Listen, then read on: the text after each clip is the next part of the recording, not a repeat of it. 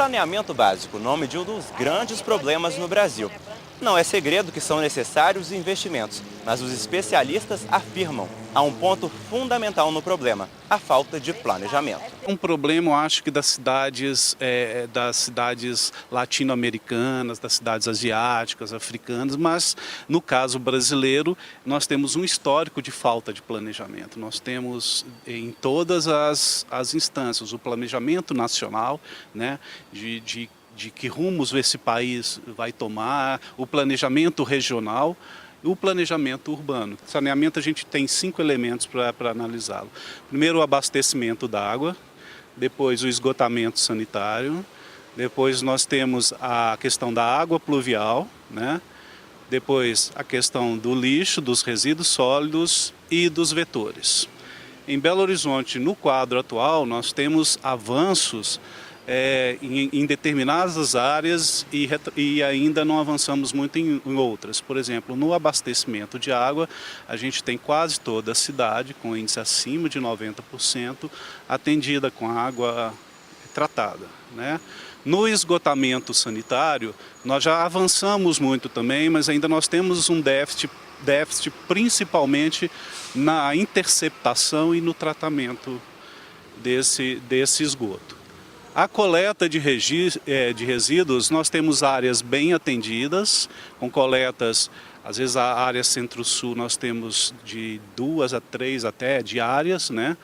E temos as áreas que praticamente ainda não têm a coleta do lixo, principalmente os aglomerados, vilas e as áreas mais periféricas. Embora a gente tenha avançado, né, eu acho que a gente conseguiu no Brasil praticamente, eu diria que universalizar a água tratada nos centros urbanos, né? Então as cidades praticamente todas hoje são abastecidas com água tratada, né? Então isso foi um avanço significativo. Por outro lado, no que tange à questão dos esgotos, nós estamos ainda muito atrasados. Hoje nem 50% dos esgotos do país são interceptados. E o que é mais grave, às vezes, mesmo os que são interceptados não são levados para uma estação de tratamento de esgoto, ou seja, são jogados literalmente dentro de córregos e rios.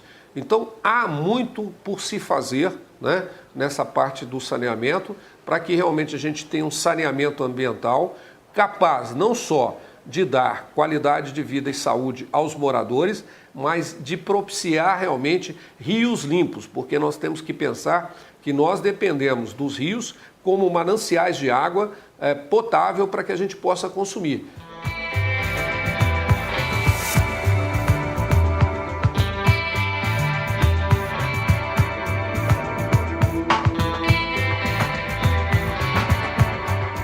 Antes de chegar às residências, a água passa por um processo demorado e rigoroso que a torna própria para o consumo. Nessa estação da Copasa, 750 litros são tratados por segundo. O Alessandro Palhares, que é supervisor da estação, explica para a gente como que ocorre o processo. Após chegar à estação de tratamento, a água já recebe os produtos químicos. No caso, o cloro para desinfecção, onde já são eliminados micro-organismos como bactérias e fungos, que são prejudiciais à saúde. Em seguida, a água recebe coagulante, que é responsável pela clarificação. Na clarificação, a gente tem a eliminação de matéria em suspensão na água, tá? E também a adição de ácido fluosilícico, que é o produto responsável pela fluoretação. A fluoretação ela é importante para a prevenção da cárie dentária. No processo de decantação, nós temos a sedimentação dos flocos no fundo do tanque. Dessa forma, a água mais clarificada ela é coletada na superfície pelas calhas de recolhimento. Após esse processo, a água passa para a etapa de filtração. Na filtração é onde você vai ter a remoção final, né, de flocos que ainda permaneceram na água.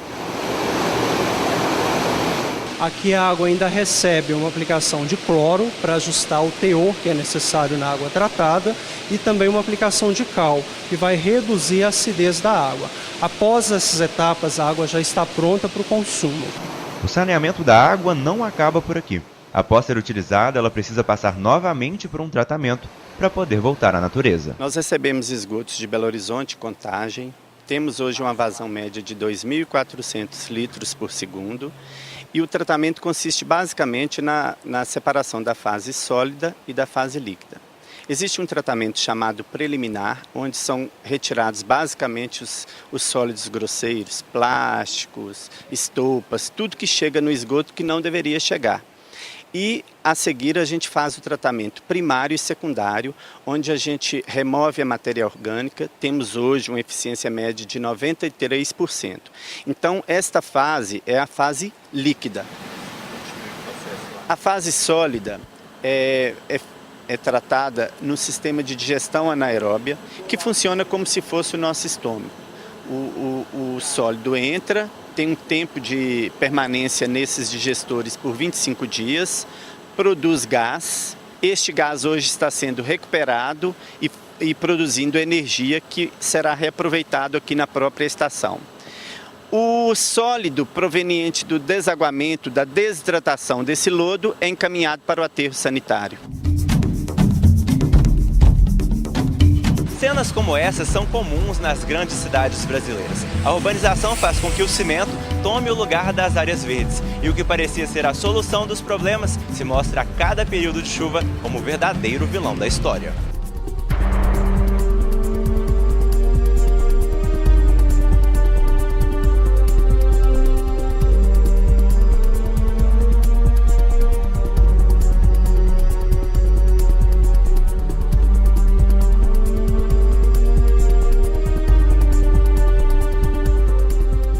Belo Horizonte nasceu em 1897, foi inaugurada como uma cidade planejada e uma cidade com um modelo que a gente chama racionalista, que é um modelo em que prevalecia o homem dominando a natureza. Então, praticamente na inauguração, a cidade já teve enchentes. Né?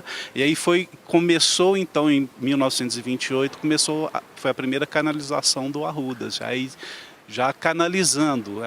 O que vigia a época era esse conceito de que nós teríamos que fazer avenidas sanitárias e canalizar os córregos, ou seja, nós já começamos a matar o rio das nossas paisagens naquela época, praticamente no nascimento de Belo Horizonte. Né?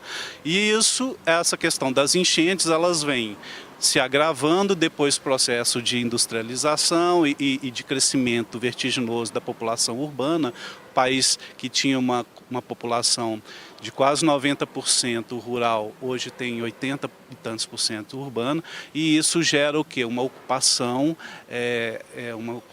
intensa, né? Principalmente das áreas periféricas, que são áreas ambientalmente frágeis. O planejamento urbano é um conjunto de ações, né, que organiza a vida humana em comunidade, em sociedade, portanto, nas cidades. E a população só vai realmente também entender a importância do planejamento na medida que esse planejamento inclui essas pessoas. Muitas vezes fazem planos que têm pouco a ver com aquela realidade local.